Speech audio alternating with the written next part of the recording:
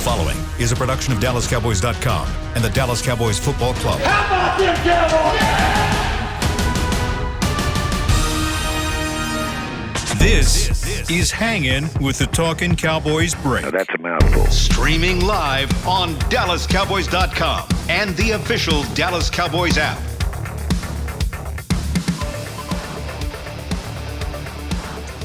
Welcome to a special, very special edition of Hanging with the Talking Cowboys Break.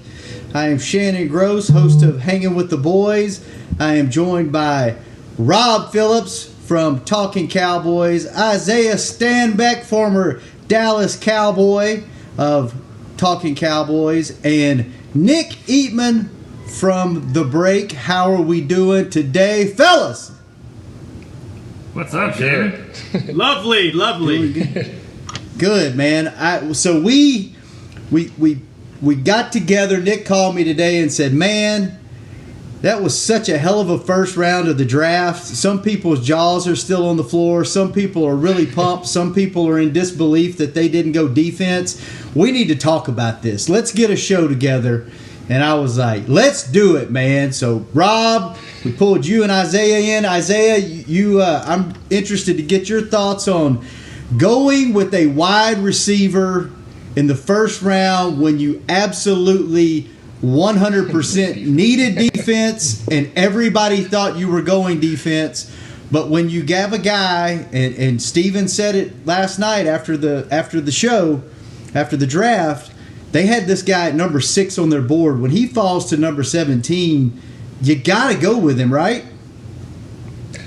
Absolutely. Yeah, no, those guys didn't have a choice, man. As much as all of Cowboy Nation recognized that we needed defense and we needed to take care of everything, all the opportunities that were presented in front of us on that side of the ball. When somebody like that falls into your lap and you have opportunity to solidify your offense, you just can't miss on it.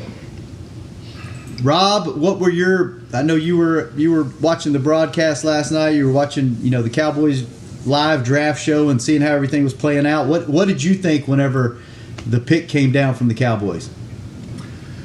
Well, like everybody, I was surprised. I mean, we had a Fox Sports Southwest taping earlier in the day, and we talked wide receivers, and I think out of my mouth was, well, we don't need to worry about CeeDee Lamb. Yeah, he's great and all, but he's going to be in the top 12 picks. And when it didn't happen, like Isaiah said, you got to take your best value, especially when it's that high of a value. And to me, it's, a lot of times in the draft, the safe pick isn't always the sexy pick. In 2014, Zack Martin wasn't a splashy draft pick. Now, he turned out to be by far the right pick over Johnny Football. But the Cowboys, in this instance, they got both. They made a splashy pick, and they made the safest pick. Although, to Isaiah's point, they need to look at defense now going forward in the draft. Whether it's a corner, whether it's a safety, whether it's a defensive lineman, they need to address that. But I do think it does feel somewhat of a need for them. I know Nick wrote a column about best player available. He's exactly right. But wide receiver, to some extent, maybe top 3 or 4 needs that they had, and they addressed it early. Nick, go ahead, Nick. Well, I was just going to say you were right in the middle of talking to DeMarcus Ware and Jamie Foxx on our live draft show last night when the pick came down, and you got to talk to him a little bit after. What did you think when all that was going down? Well, they were, D. Ware, of course, was like, you got to get the pass rusher, right? You got to get Chase on. You got, and but I was saying let's look at these wide receivers. I was actually on when Jerry Jeudy was getting picked. So at that point, Kinlaw and Jeudy and Lamb, it's like they're going to get somebody really good here. But I think Rob said it best, especially when you think about what Jerry Jones loves. If you can get the sexy pick and the smart pick is the same one, well, that's a no-brainer. That's all day long for Jerry Jones. So I thought that's very well said because that's what you're always trying to do. You're trying to make a smart pick, but if you can sell jerseys, let's do that too. And so now I don't know exactly what number he's going to wear just yet. I don't know if that's been thrown out there, but if he puts those two numbers together, did Jerry say he wanted him to wear 88? Did I hear that correctly in the post press conference? It's a weird thing. I think Jerry had a college teammate at Arkansas that passed away. His name was Lamb, Jerry Lamb maybe, He wore Right, 88 right. at Arkansas, and he wanted him to maybe honor him and wear 88. Oh, by the way, that happens to be the number of the three best wide receivers, three of the best in the history of the team. And we made a documentary about 88, so that's pretty big if you want to throw him in there. I think he wants to wear number 10, but we'll see who wins that one. What was it? Was Dez picked number 17 in the first round as well? Nah, 24. 24. 24. Okay. Yeah. Add 1-7 to that. So is anybody on this upset that they didn't go defense, or are we all on board with this pick and we think that was the right thing considering the talent that fell to where they were at? I'll say this, Shannon. If A.J. Terrell from Clemson would have been there, he was picked right before. That would have been interesting because from what I hear, their grades were very similar. And we're talking about a pretty big need at receiver and an extremely big need at corner. So at the end of the day, if it's close, I think Terrell might have been the pick.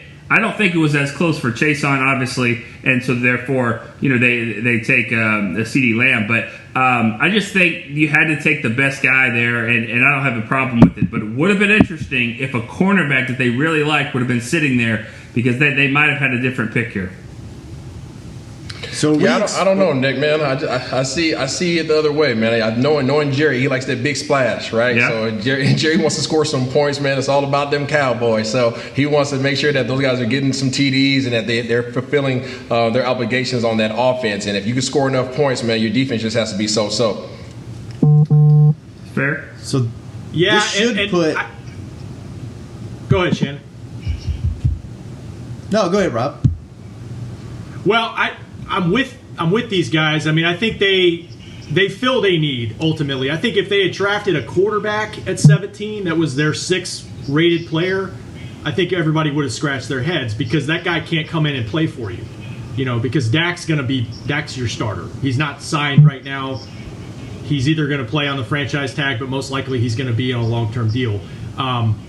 They got a starter last night, basically. I mean, when you look at the depth chart last year, Randall Cobb was listed on their official depth chart as a starter because, you guys know when they're playing nickel and 11 personnel a lot of the time. And so, 65, 66% of the time. So they got a starter, but it's the other way too. They need to get a starter potentially on defense as well tonight, whether it's at the corner or pass rusher or both. Yeah, I think the thing that once I thought about it, I was hoping they would go defense, but I'm with you guys. The talent falls to you there. I think you have to take that guy, especially if they had a 6th grade on this guy. He falls to 17. And then just to see what Mike McCarthy is going to be able to do with him. Kellen Moore, from everything I've read about this guy, he can play slot, he can move outside. Just seeing how they're going to use him, how they're going to, hopefully put him in motion, get him in some mismatches. He can go inside, outside, just seeing, from an offensive standpoint, offensive scheme, how they use him, how they're going to, how are they going to use Tony Pollard, how are they going to stretch defenses just with these weapons now that you have on offense. That's the most exciting thing to me is you've got possibly the best wide receiver core in the league now. You've got a top 3, maybe top 2, top 1 running back. You've got one of the best backup running backs in the league. We got Blake Jarvan now I think his potential is, we haven't even seen what he can do because you've seen him on such a limited basis. I'm just super excited to see what they can do from an offensive standpoint now. And, is this going to be the type of thing where it's, hey, we're building, obviously, like you said, Rob, I think they got to go after defense, these next rounds of the draft. But is this season going to be a situation where it's like, hey, catch us. We're going to put up 35 every game. See if you can outscore us. Well, I mean, yeah, that's probably what the plan is try to, keep stacking up, a great offense like this and finding mismatches. That's the key with Jarvan and now with CeeDee Lamb. You can see a lot of personnel sets where you have the 4 wides. Jarvan's one of them. And then, oh, by the way, you have the best running back in the NFL, in my opinion, I guess, with Zeke. And so if you could spread them out and run Zeke, man, that's definitely a dangerous offense there. Yeah, I agree with you. I think that they're taking the approach of like a Kansas City, right? We see everybody saw what Kansas City did last year, and they're spreading it out. Everybody's touching the ball. Everybody who's on the field can make a play. So as a defense, you are in no man's land, right? There is no right decision, and I think that's the position that the Cowboys are in now on offense, having fulfilled all these. I mean, you have 3 wideouts that can all take it to the house. You have a tight end who's up and coming who has that go juice as well, and then like you mentioned, you just happen to have a guy at number 4 and a number 21. And in the backfield that can tote the rock and throw the rock. So they are a complete problem on offense. And then on defense, like I touched on talking Cowboys, their front 7 is not bad. Their front 7 is actually pretty doggone good. They need 1 or 2 more guys on that front 7, and they don't have to do that much in the secondary, right? That front 7 is going to control the tempo of the game. We're in the NFC East. In the NFC East, they like to run the ball. So if they're taking time off the clock on that side of the ball and we're scoring fast, at the end of the day, Cowboys get the victories. Yeah, and what Nick said a minute ago about taking a linebacker off the field, because if you can spread them out, that's going to help Zeke a lot. But I'm with you, Isaiah. They've done some nice things on defense in the offseason. There are some question marks, obviously, not only with Randy Gregory and Alden Smith not reinstated yet. Assuming if they can get reinstated, obviously that people haven't played football in a long time, so continue to that secondary or that front. You can't ever have enough pass rushers. But Jordan Lewis getting this year, I think, could be a good thing. But you're also looking past this season too. 2021, most of your entire secondary could be up for free agency. So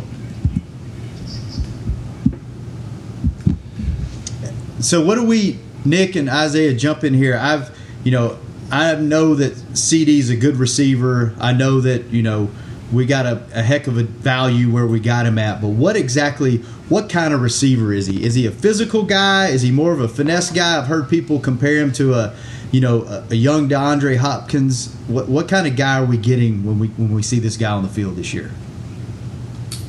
I'll let the former receiver answer that. I like the kid because he's rangy, right? And he has multiple options that he can provide for you, right? He's physical, right? We all know how he is once he gets the ball in his hands, right? His yak yardage is second to none, right? He's physical at the point of attack. He grabs the ball, he plucks the ball out the air, and then he's going to go make a play. I think his ability that because of his height, I think they'll put a little bit more weight on him, but not too much, right? But we're 6'1", 6'2" across the receiving core, so our ability to be able to move guys in and out are absolutely, they're endless. But I like the fact that he's going to create a matchup problem. You think about the people that are going to be covering him. It's going to be either your third best corner, right, or your second safety, right? So the guys that are going to be matching up against him, they're not going to necessarily be the most fulfilled guys that in terms of being able to handle him. And then, by the way, if you do focus too much attention on him, you have weapons at every other position. So I think it's a great pick. I like him. I like his ability, and I think he's going to do a great job for us. This pick reminds me. Go ahead, Shannon. No, I was going to talk a little bit about the draft, but go ahead. I want to hear your thoughts on. Well, I just want to say this reminds me a little bit of what Atlanta was trying to do a few years ago. They had Julio Jones, they had Mohamed Sanu, which I consider would be similar to Cooper and Gallup at the time, and then they picked Ridley because he was there and he was he could help them, and they wanted to pair that with Devontae Freeman at running back, and they had a really great offense. But things can change quickly in this league. I don't believe that Freeman or Sanu are even with the team right now. So it changes, but it's still a very similar concept of you have a good tight end, you've got 3 dynamic receivers and a back, which I don't see anybody being as good as Zeke. So like we keep saying, keep trying to stack on offense, try to outscore everyone, and hang on for dear life on defense. How different, Rob? This is, I guess, for you and Nick. Normally, this week, right now, yesterday, tomorrow, we would all be in the building. We would, be running back and forth all over the building, all kind of there together. And the weeks leading up to the draft, you're able to be in the building and talk to guys. We're able to talk to, some of the scouting department, some of the football ops guys, and we're able to kind of get a feel for what's going on, kind of what they're thinking, what direction they may be going in. And this year, obviously, circumstances are totally different. They weren't even in the same rooms, conducting all their meetings virtually, all their interviews virtually and everything. Talk a little bit about how it was different this year for you guys covering the draft. I know we were, on WebEx calls last night talking about, our teams trying to work together to make sure we had everything going out. But just leading up to the draft, how different was it? Were there things that were better? Were there things that were worse? Just what was your experience this year with the first round? Well, you said it. I mean, logistically, we've got challenges just like the Cowboys front office does. And we had our video chats, and then we had our instant messaging chats. Like there were a couple different times I didn't know where to go to communicate, because we were trying to open up a lot of lines of communication with each other. I'll tell you what, for me, it was a nice break just to get out of my own head with what's going on in the real world and being isolated. Just being back, trying to communicate and covering something with you guys again was really, really cool. And I got the same feeling from Stephen Jones when he talked about it in the post press conference last night. Like, everybody in the front office, the scouts, the player personnel guys, the Joneses have all just kind of embraced the situation they're in, and all 32 teams are in it. And he actually said a lot of what they've done in terms of their scheduling has benefited them. And maybe there's ways when we get back to normal that they can still carry over some of the things they've done logistically the last few weeks. And, I'll say on top of that, Shannon, I feel like communication has been pretty good. We were able to still talk to some people this morning, got a decent idea what they might do today. We could talk about some of that later. And then, of course, you mentioned me being on the call with Jamie Foxx and DeMarcus Ware, and, I get a chat that pops up that says, hey, I think it looks like it's going to be CeeDee Lamb. And so Jamie Foxx is like, you think they'll take a receiver? That they won't take a receiver. And I'm like, well, Jamie, they might actually, And so they were able to, it's just interesting to do that and to kind of still communicate with our team. So I think we're doing the best we can. And I think we're doing a pretty good job. Yeah, it's definitely been different. And I've read a couple of things today that the draft experience overall from a viewership standpoint was better than it is when everybody's in one place and it's a big production, because it was more real, it was more organic. Everybody, I think, if you're watching the draft, I think this was one of those events that we haven't been able to see anything with sports for so long, that this kind of almost like a galvanizing thing where everybody came together from their living rooms, and you didn't feel like you weren't part of it, because the coaches were in their living rooms, the owners were in their living rooms, the GMs were, so you almost felt like you were right there beside them going through this whole thing. So I think it was definitely different, but I think it was a cool kind of different. And I think, just like Steven said, there's some things that I think we learned as a team as well that we'll do different going forward. So I just kind of wanted to get y'all's feelings. Isaiah, from your standpoint, watching it on TV and everything, how was it different for you as a kind of a fan watching it?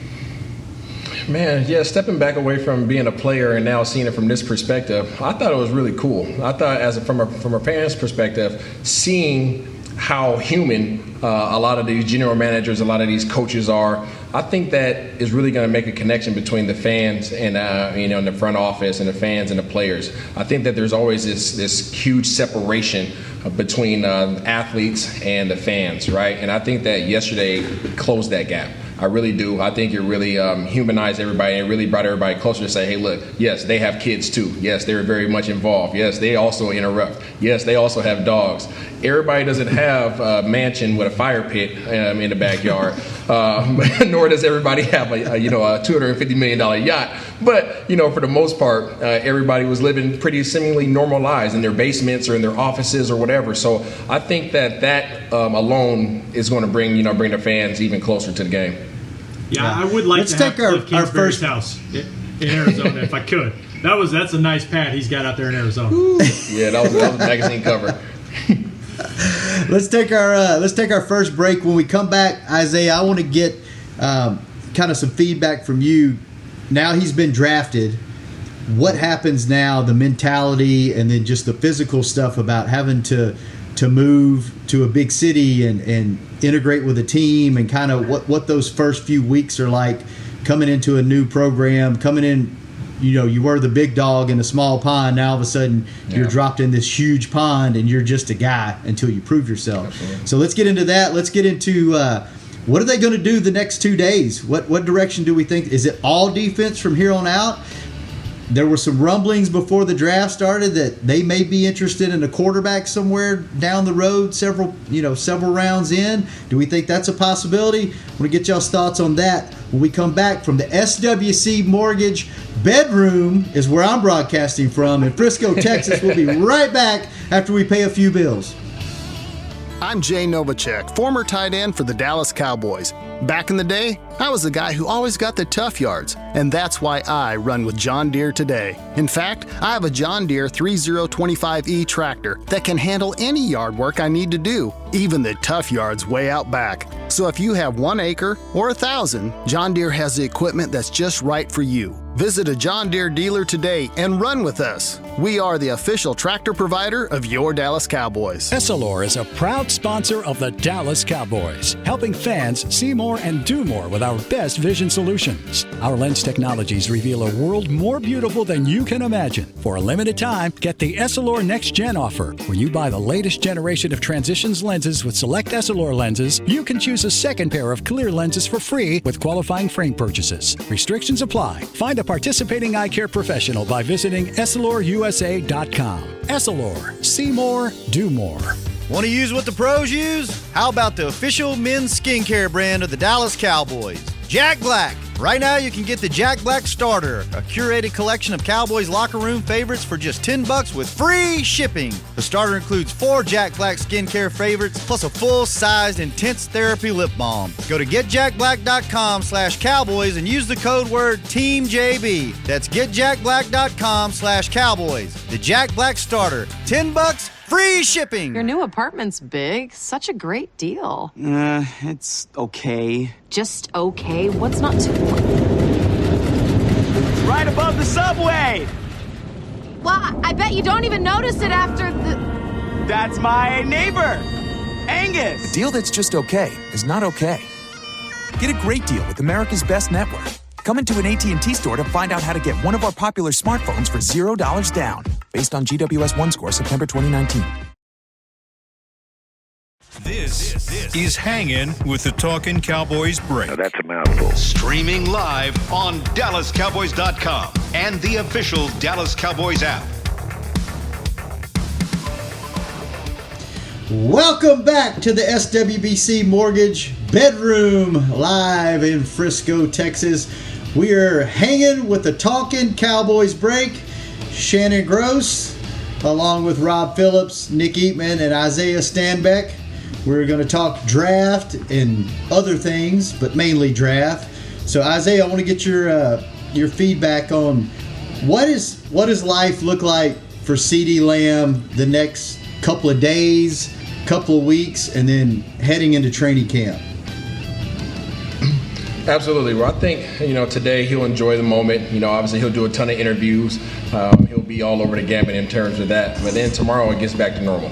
Tomorrow, you're a rookie on campus again. You have to get, if you can, whenever they're able to send over the playbook, he'll dive directly into that, right? That'll be number one. He'll get into that. He'll get into the off-season program. They'll start analyzing his physical, his nutrition, his strength and conditioning program. They'll get him all schooled up there. But, in terms of him just as a player, you come in, you be humble. It doesn't matter what pick you were. It doesn't matter that you're a first-round guy. You come in, you understand that, hey, I'm now new on campus. Hey, I have a role to fulfill. I need to get into the locker room, let guys see my personality, let guys see my work ethic, and more than not, let my work, speak for itself. You never want those guys that come in and just do a bunch of woofing, a bunch of talking. That never goes over well, even if they're able to back it up. So come in, be humble, work your tail off, understand that you play a small role in the big picture, and I think you'll be received well from the rest of your teammates. Isaiah, hold on, Shannon. I think Isaiah. I think that makes perfect sense if he's allowed to do that. But what if it goes over his head? What if he's given the number 88? Which, then be humble, but we're going to compare you to three of the best receivers of all time. Remember, Dez was picked 24, Randy Gregory was picked 60, and they gave him 94. So it's not above them to do that. I think that all that sounds great, but I do wonder, you give the guy number 88, all of a sudden expectations change and people are looking around. And so I wonder if he tries to have that approach, but maybe it's going to be something out of his control. Yeah, I mean, even if they do it, put it like this, Nick, everybody's always going to put pressure on you, right? You're a first-round pick. You have that pressure. And then, by the way, you're a first-round pick in Dallas, right? So you're going to have a ridiculous amount of pressure on you no matter what. Remember, you're coming in, you're going to have two $100 million guys. Well, is it three $100 million guys on the roster? He's still a small fish in the pond, right? So that's the great thing about coming into this environment from the pick that he has. Even if they do give him 88, you still have Cooper, who just closed out a deal. You still have Zeke. You still have Dak that's about to get some big boy money. So in the grand scheme of things, he's not the superstar. And that is the greatest position that you could be in as a high draft pick coming into a situation where you don't have to be the guy. So I think that he has nothing but time under him, and it's the best situation that he could have possibly walked into. Isaiah, you said something on our show a couple days ago. I loved it. You talked about how drafting players, you got to have mentally tough guys that can handle it on the field and off the field. And everything you hear about CeeDee Lamb, he can do that. One thing I noticed about Demarco Murray when he came in to Dallas a few years ago, he was all business, and I think maybe it had to do with that OU program, because they are like a pro team up there in terms of their visibility and expectations, and maybe that's something that's going to serve him well coming into Dallas, because you guys are right. I mean, it's a monster spotlight, and you've got to be able to handle it. Hey, don't look now, but they picked up this offseason. They've signed Gerald McCoy, went to Oklahoma, Blake Bell, Oklahoma, and now this guy, CeeDee Lamb. And, I don't know if you looked at my mock draft, but I had Jalen Hurts in the 4th round, and I know he's an Alabama and Oklahoma guy. Maybe you give CeeDee Lamb the quarterback that he's played with this last year. But that's one thing I really, though, I do love about what he did in his career. He had 3 different quarterbacks. Now, 2 of them were picked number 1 overall and won the Heisman. But still, not a lot of continuity. It doesn't matter who's throwing the ball. He's still productive. That's what's so great about DeAndre Hopkins to me. Whoever the quarterback is, Michael Thomas is the same way. Just throw it out there and I'll catch it. Absolutely. Nick, you brought it up. You brought up Jalen Hurts. What do we think for these next 2 days of the draft? What are you guys expecting? Are there any curveballs that we might see? You brought up Jalen. If they draft a quarterback, does that mean they're not happy with Dak? Does that mean, because this team doesn't have a history of drafting quarterbacks as flyers in the recent years? The reason why I think that Jalen Hurts might be somebody they would be interested in, but probably in the 4th round, and he might go before that. But let's just say he's unlike another 3rd or 4th round pick, because you would have some packages for him. We know this is a copycat league, and so what's happening in New Orleans? Taysom Hill, they're trying to groom him to be a quarterback, but in the meantime, let's figure out a place for you to go. And I think that's something that if they drafted Jalen Hurts, that would be his role. Yeah, you're a quarterback, but don't just wear the ball cap. You're going to do some stuff here as you develop. But I don't think it means anything to what they feel like about Dak and sending messages and anything like that. I just think that they think he's a great athlete and they would find a spot for him. I picked him in my mock draft in the 4th round. I bet he doesn't last that long. Rob, what do you think about that?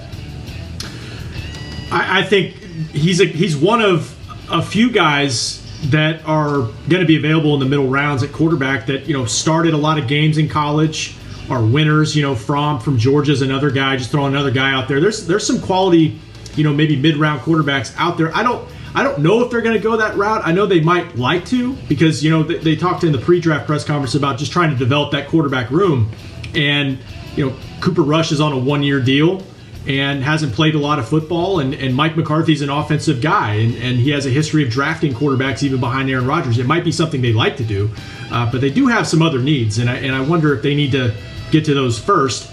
But there could be value that presents itself somewhere in the later rounds. I agree with Nick. It's got nothing to do with Dak Prescott at all. Dak's the guy and will be the guy for several more years.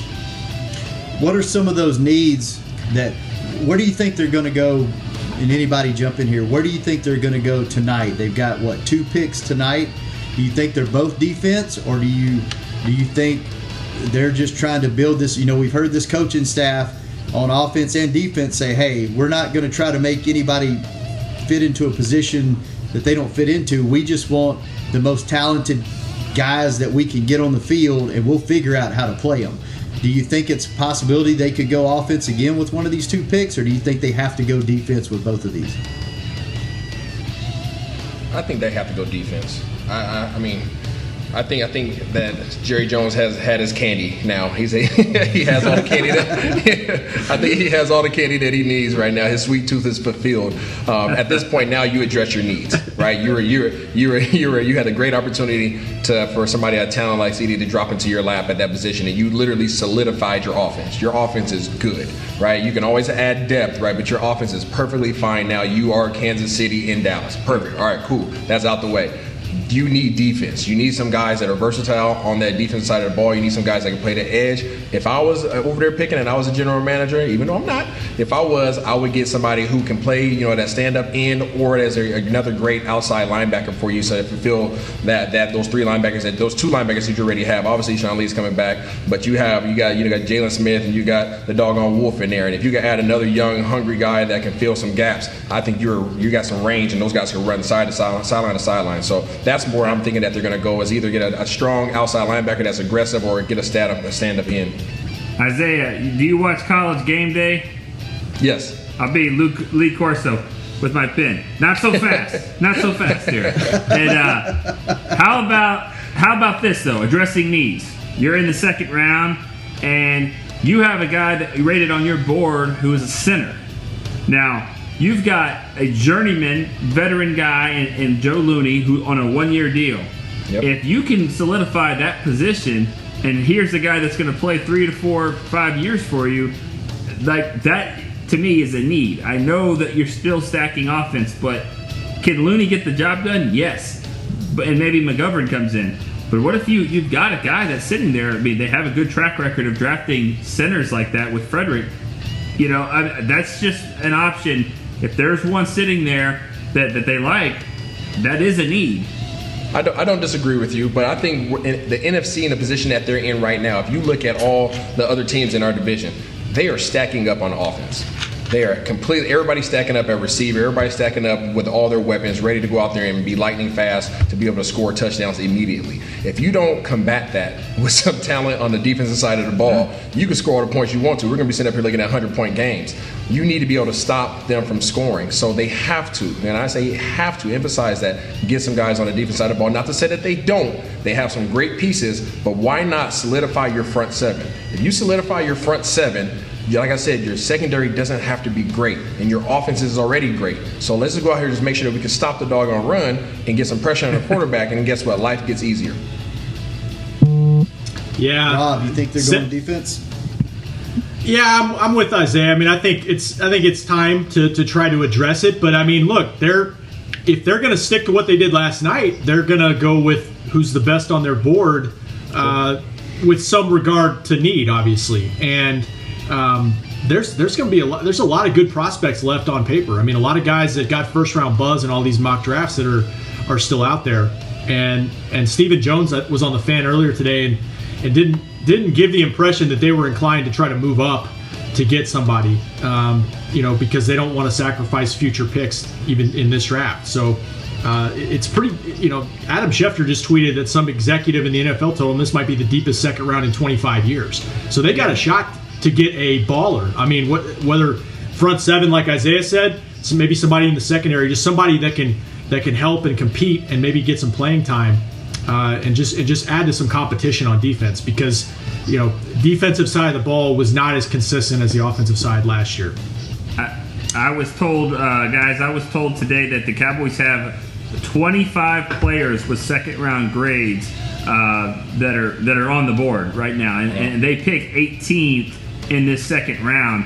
And one of those players, actually, I say 24. One of them has a first-round grade, so we'll see if he lasts to him. But still, at picking 18, you really don't have to move up.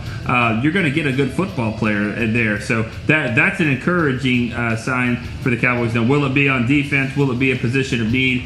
We'll see. But I don't disagree with you guys. I do think defense is where they need to go. But if a center is staring you in the face, let's not forget that you could be down the road next year and going, man, we got to get ourselves a center. So, But I'm with you. I mean, I would look at it. I think it's going to be a defensive end because there's 5 or 6 defensive ends that they like in the second round that are there. I think the one will be there for them. Yeah, I think the Cowboys have a great opportunity right now to think back to the old school Baltimore teams, right? Think back to old school Baltimore Ravens when they had all those dogs on defense, right? And their front seven was just nasty. They had Siragusa, they had all those guys plugging up the gaps, right? Very similar to McCoy and the guys that we have right now, right? They're gonna be plugging up those A gaps, right? And what did it allow Ray Lewis to do? It allowed Ray to be a beast, right? Ray was able to run, he was able to fill gaps, he was able to play sideline to sideline, unintruder, right? Nobody was getting in his way. That is the system that McCarthy has already came in and really started implementing a little bit at a time, right? He started putting a couple of those key elements in there, and I think that they really have a great opportunity to fulfill that and play similar to that, or not, to my horn, when I was playing with the Giants, our front seven was nasty as well. We had a ton of D linemen, right, and we caused a bunch of issues for offensive linemen in the league. So I think that we have a great chance to make that happen. Yes, sir, Nick. Who's Ed Reed? Yeah, of course, that guy. Who plays Ed Reed in this one? That guy. We don't have an Ed Reed yet, but or Ray Lewis.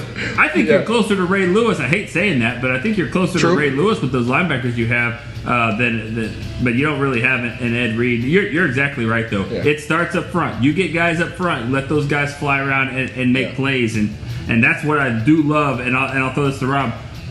I love the fact that they said all along this offseason, hey, we're not worried about scheme. We're going to get good football players. And that was evident in this first pick here. It's like we're getting a good football player regardless of scheme. Oh, that's the best thing I heard this offseason was that they'll just find guys and then fit the scheme to it. Because there's a lot of times in the past regime that had a lot of success at times on defense, but they didn't like this guy because he didn't he's kind of a square peg in a round hole. That doesn't appear to be the case, from a philosophy standpoint.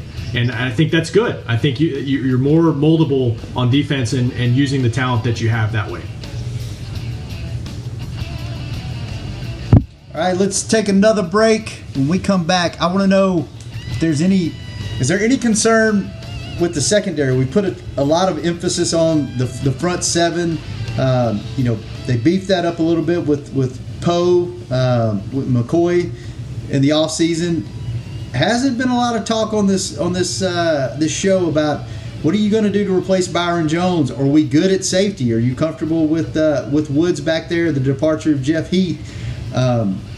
Why do you guys think we're going defensive line instead of secondary, or should we go secondary?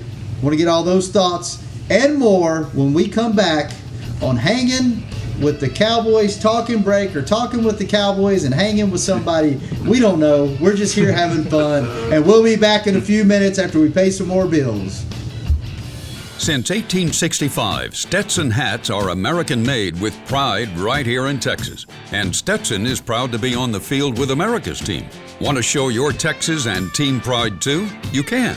By purchasing your own Stetson, you can look just like how the flag guys do on field at every home game. Stetson hats, the official crown of all self-respecting Cowboys, and your favorite football team. Get yours today in the Stadium Pro Shop or at Stetson.com. Your new apartment's big. Such a great deal. It's okay. Just okay? What's not to... Right above the subway! Well, I bet you don't even notice it after the... That's my neighbor, Angus! A deal that's just okay is not okay.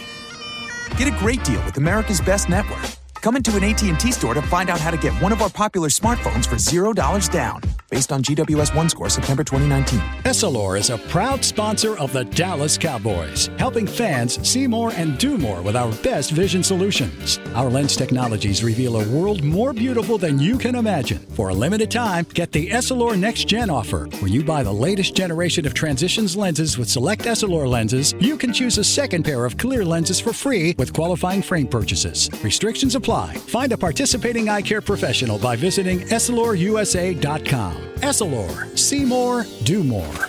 So, you're shopping, and that's when you see it. Aisle 23. Dr. Pepper stacked from top to bottom as far as the eye can see.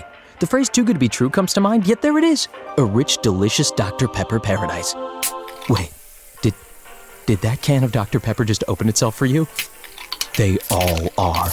As if to say, so nice to treat you. And even though it feels weird to talk to a can, you pick one up and say, it's so nice to be treated. Dr. Pepper, so nice to treat you. This is Hangin' with the Talkin' Cowboys break. Now that's a mouthful. Streaming live on DallasCowboys.com and the official Dallas Cowboys app.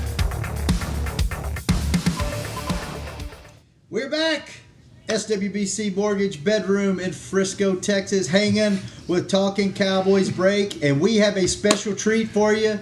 We got some awesome audio that we want to listen to right now. With pick number 103, the Cowboys have selected from Washington quarterback Isaiah Stanback. Yes. How about that? Does that bring back some memories? That's a throwback, man. I'm surprised y'all got that. Was that on cassette? What was going on? Walk us through that. Do you still vividly remember that day, exactly where you were and what you were doing and what was going on? Very much so. I think I woke up to a phone call from the Miami Dolphins, waking me up at like 7 o'clock in the morning as I was in Seattle. And I just made my way downstairs, man, and I had some gifts that some companies had sent me outside my door. I was opening those, and then the draft came on, and shortly after that, man, I got that phone call. My phone started ringing, and it was a surreal moment because my grandfather had just passed, and he was a Cowboys fan, and we were sitting in the same room that he had passed in. So it was pretty doggone emotional once I got that phone call from that guy Jerry. That's awesome. Hey guys, all right, if you get a chance to go to YouTube, search the longest Hail Mary in college football history. It is the damnedest thing you've ever seen. I'm not joking. It is a 75-yard pass from the 25 to the end zone for a touchdown from Stanback to, I don't know who you threw it to. I think it was before a half. But, yep. I mean, Hail Mary, 50, 55, 60 yards, yeah. 75 yards in the air. They didn't give me credit for that either. I'm not in the history books for that. That's some BS right there. Why not? Why not? I think because it's all about the length of the play. The length of the play, not necessarily the length of the throw. So you went back to the 25 and then threw it. Yeah. Hey, I think Rob was with me in San Antonio. Oh, I was going to bring that up. Is this where he was on his knees? Yeah, go ahead. No, you'd say. No, wait, you got to finish that. You can't cut it off there. Keep going. No, I just remember. I remember either before or after practice. I had just moved over from the merch side over to the football media side, and I think it was my first training camp. It might have been Tyron Smith's first year, I think. It was rookie year, or second year or something. And I remember it. I don't remember exactly what, but I was there, and I remember seeing out on the field there was a guy on his knees throwing footballs through the uprights, and I think you were on the 30 or the 40 and just chunking them with nothing but your upper body strength. And I was just like, what is going on? And it was like, this guy's not even the quarterback. Like, he's a wide receiver. Is that the same story? Yeah. That's it. That's the story. I remember that. You definitely have a gun. And Isaiah, I'll say this: when the Cowboys, I guess you went to the Giants, or I don't remember exactly, but when the Patriots signed you and made you a quarterback, people around the Cowboys was like, oh crap, because Bill Belichick knows a lot of things and he's going to make this guy a quarterback. Why didn't we do this? And like I guess you weren't there for that long, but still, I always kind of thought maybe that they should have tried that. Just for different packages and stuff. Yeah, it Did would they have ever been talk fun, about man. that? Nah, not here, man. They don't want nothing to do with me at quarterback. I think that was right when Romo was right, about to get the big boy check. So I don't think they wanted anybody challenging his position. But it would have been nice, man. It was definitely a hard transition with everything I had going on, trying to play at a whole new position. But things worked out the way they were supposed to. You're right. Tony got paid that year. Tony got paid that same year, like October of 07. He got his first big boy contract. Yep. Yes, he did. What's the furthest you've ever thrown a ball in the air? 18 yards. I think for myself, no pads on. I think I did 83, and with pads on, I think it was 78. So yeah, just 78. Just 78. Gosh. Hey guys, I'm not great at math, but if I could throw it 18 yards, he picks up 83. We're in the end zone. We're good. We got this. What are some names that the fans can expect to hear called? Who are some guys you think that the Cowboys, Rob, Nick, Isaiah, any of y'all jump in? Who do y'all think that there's some interest in either tonight or going into Saturday? I'll start. I think some defensive ends is what I said earlier. I'll throw some names out there. I know there's some other positions there, but defensive end, you look at a couple of guys, from the SEC. There's a guy, Taylor from Tennessee. There's a Zuniga from Florida. I guess, can we get a Shannon Gross? Or was this Gross Matos from Matos from Penn State? Yeah. Those guys right there. Those are some names, especially those two, Taylor and Zuniga. They could be there when the Cowboys pick. Those are a couple of guys I would look at. There's only one name that I have that I think might fall to the Cowboys, and as much as I want a defensive end, I think that they have an opportunity, like I said, to really lock in that linebacker core. And I think they, as much as it hurts me as a former Washington, Husky, to say, but Troy Dye out of Oregon. I think Troy Dye, he's rangy, he's long, he's aggressive, and I think he really fits the mold that's going to fit in with Van Der Esch and Jalen. So if they have opportunity to lock that core in, those guys will be together forever. Yeah, in the secondary, some of those corners that were getting some first round buzz. Trevon Diggs is still out there, I believe. Christian Fulton. And some of those top safeties. I've had a man crush on Grant Delpit for a long time. I don't know if the Cowboys would go that route, but there's guys on the back end that are impactful players. If they want to, if they were to fall in that range, that might be interesting for the Cowboys to look at for sure. But they got a ways to go. They got to wait about 20 picks almost to get there, huh? Yeah. I don't know if we have the picture of our draft guide that we put out, but the guys that did it were really excited about the fact that that CeeDee Lamb was on the cover, and they're just really happy about it. But if Grant Delpit, who's also on the cover, if that guy gets picked, we land 2 of our 3 guys on the cover from the Cowboys. That's going to be like the greatest thing ever. So we're living right, yeah. But you said it right. Delpit, Xavier McKinney, I think is one of the highest players they have still on their board. McKinney, Delpit. I think I'm missing a safety or two. Antoine Winfield. Winfield. Those guys right there. That would be really good if they could get one of those defensive backs. I just think that they're going to be in good shape. I think somebody that they really like is going to be sitting there at 18. Nick, I say 18. 51. 51 is the pick. It's just 18th pick tonight. Yeah, you've been pretty good the last several years on the later rounds in the draft. Your 6th round and on, kind of people that are obscure names or something that you've been pretty good at hitting on 1 or 2 of those every year. Is there a name on day 3 on Saturday that that you could see possibly interest in, or anyone you've heard or could be out there that they're looking at? I mean, yeah, we did our mock draft, and you know, we put a few guys up there. I think there's a corner from Louisiana Tech, Sneed. I think he's a guy that they like, and maybe a safety from Texas, Brandon Jones. But then a lot of those things change if you get some guys earlier. That's why it's kind of tough to make those 7-round mocks, because I think they love Chase Claypool from Notre Dame, 3rd round, but not anymore. He's a receiver because they got CeeDee Lamb, so that kind of goes out the window. Yeah. Well, is there any concern from any of you guys? You're really building up this front 7, with these additions of Poe, McCoy.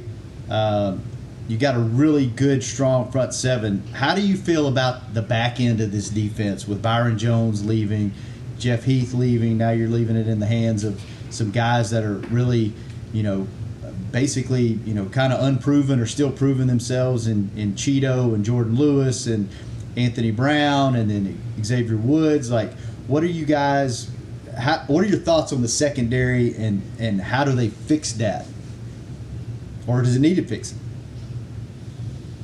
I'm not sure that it needs fixing. I mean, it definitely can use an additional, athlete, but I think they have good athletes. I think they have guys that are very versatile, that can play multiple positions out there, that aren't necessarily designated to one side of the field. And I think that's all you can hope for, right? I mean, like I touched on in previous shows, you have a heck of a coach at that position as well, right?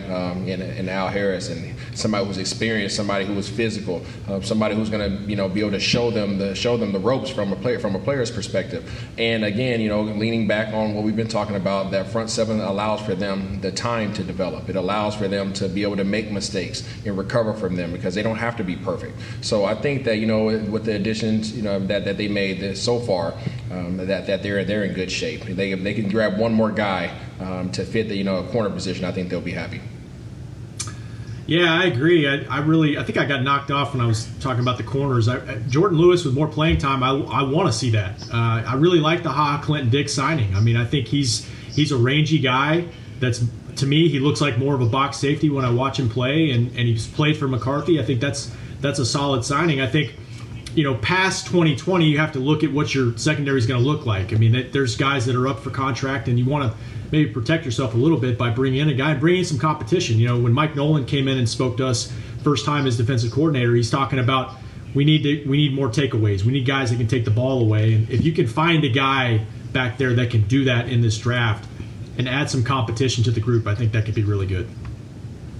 Guys, I don't want to get too far ahead, and this might be an example of getting a little bit ahead of the game, but if we go look at maybe the 2038 draft in 18 years, I think my son Jacob has a chance to maybe be a lineman or whatever. He's watching right now. So I just want to say hi to him. Hey, buddy, but maybe he's Zack Martin. He's Zack Martin. Yeah, one day he is. He's good, big, solid, and he's kind of thinning out a little bit. But he's watching right now. He's not eligible right now, but he might be in about, I'd say, 18 years. So, put him on there. Yeah, about 17 years. He's going to come out early. Yeah. Hey, if the boy goes to college, that would be great. That would be great. He will though. So. Man. Well, before we get out of here, are there any parting words or any words of wisdom you guys have going forward for the next 2 days of this draft? Defense. No, I just yeah.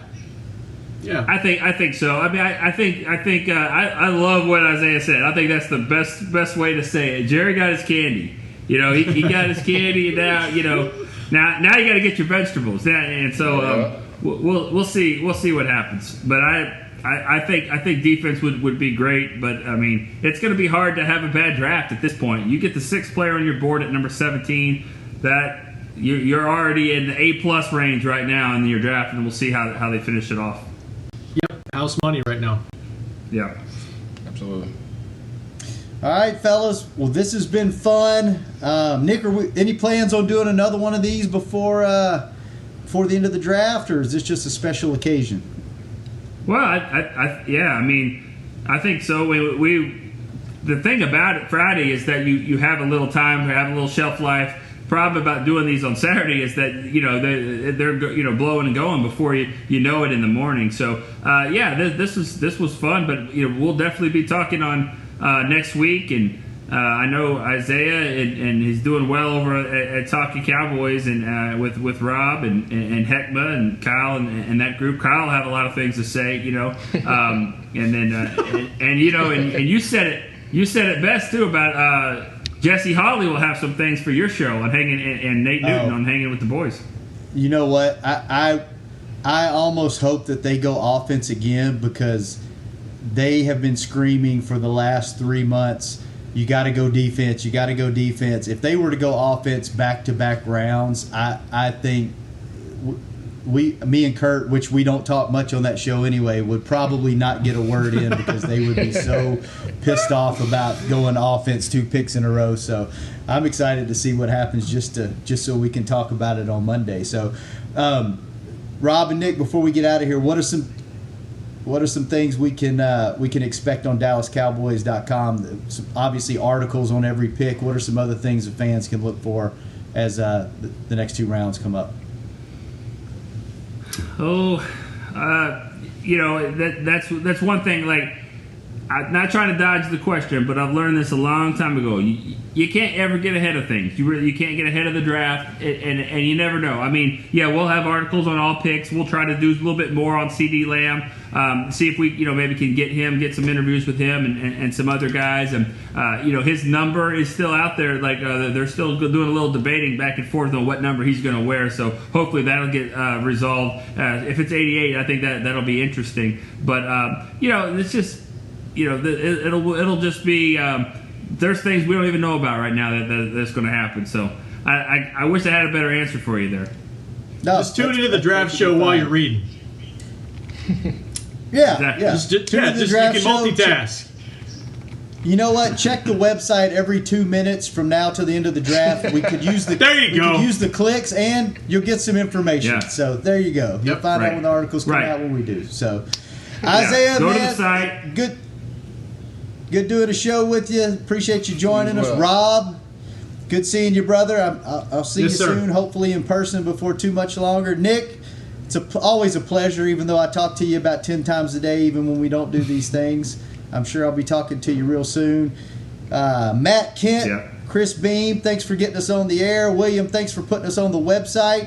We will be back at some point. Appreciate you all joining us. Looking forward to the draft tonight, the draft tomorrow, and go Cowboys! You've been listening to Hanging with the Talking Cowboys break. This has been a production of DallasCowboys.com and the Dallas Cowboys Football Club.